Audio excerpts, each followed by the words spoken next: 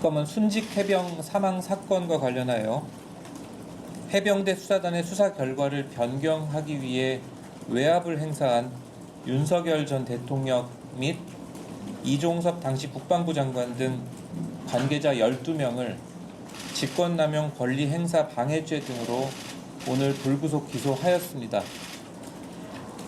사건의 진행 경과에 대해 간략히 말씀드리겠습니다. 2023년 7월 최상병 사망 직후 해병대 수사단은 사고 당일부터 신속한 수사에 착수하여 열흘 동안 80여 명을 조사하고 임성근 전 사단장을 포함한 8명을 혐의자로 판단하였습니다. 이러한 수사 결과는 해병대 사령관, 해군 참모총장, 국방부 장관에게 순차로 보고되어 아무런 이견 없이 결재가 이루어졌고 언론 발표 및 국회 설명을 앞두고 있었습니다. 그러나 이를 보고받은 윤석열 전 대통령은 국가안보실 회의에서 경로하여 사단장까지 처벌하는 것에 강한 질책을 했고 이때부터 대통령실 및 국방부 고위직들의 조직적인 직권남용 범행이 이루어지기 시작했습니다. 국방부 장관 이종섭은 수사 결과를 변경하기 위해 수사 기록에 경찰 이첩을 보류하라는 위법 부당한 지시를 하였습니다. 국방부 법무관리관 유재은은 해병대 수사단장에게, 국방부 장관 군사보좌관 박진희는 해병대 사령관에게 각각 연락하여 해병대 수사단의 수사 결과를 변경하도록 압박하였습니다. 해병대 수사단이 상부의 위법 부당한 지시에 따르지 않고 최상병 사건 기록을 경찰에 보내자 윤석열 전 대통령은 조태용 국가안보실장을 통해 사건 기록을 회수해 오라고 국방부에 지시하였습니다. 국방부 장관 신범철에게는 박정훈 대령에 대한 선보직 해임, 항명 수사 등을 지시하였습니다.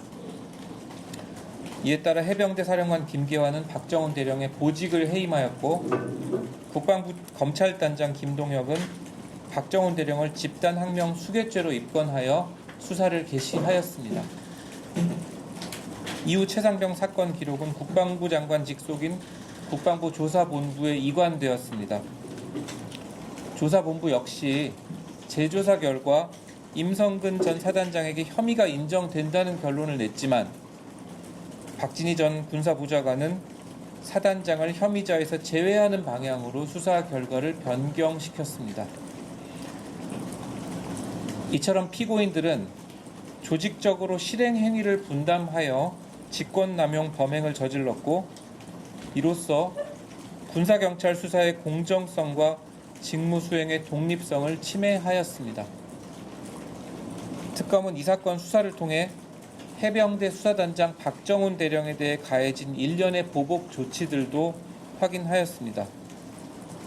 국방부 검찰단의 2차례 체포영장 청구와 1차례 구속영장 청구 과정에서 직권남용 감금, 공무상 비밀 누설 등 범행이 있었던 것으로 확인했습니다.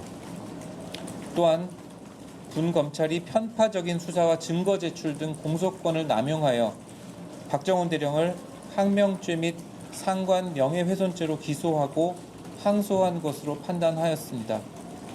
이에 특검은 억울한 누명을 쓰고 재판을 계속 받게 된 박정훈 대령의 조속한 신분 회복을 위하여 항소를 취하하였습니다. 이 사건은 독립적으로 이루어져야 할 해병대 수사단의 수사 권한을 침해하는 것을 넘어서서 법과 원칙에 따라 정당하게 직무를 수행했던 해병대 수사단에게 국방부가 조직적인 보복 행위를 했다는 점에서 중대한 권력형 범죄에 해당한다고 특검은 판단하였습니다. 특검은 수사의 공정성과 직무 수행의 독립성을 침해하는 수사외압 행위를 엄정하게 처리할 필요가 있다고 생각하며 앞으로 법과 원칙에 따라 이 사건 공소 유지에 최선을 다하겠습니다. 이상으로 오늘 브리핑 마치겠습니다.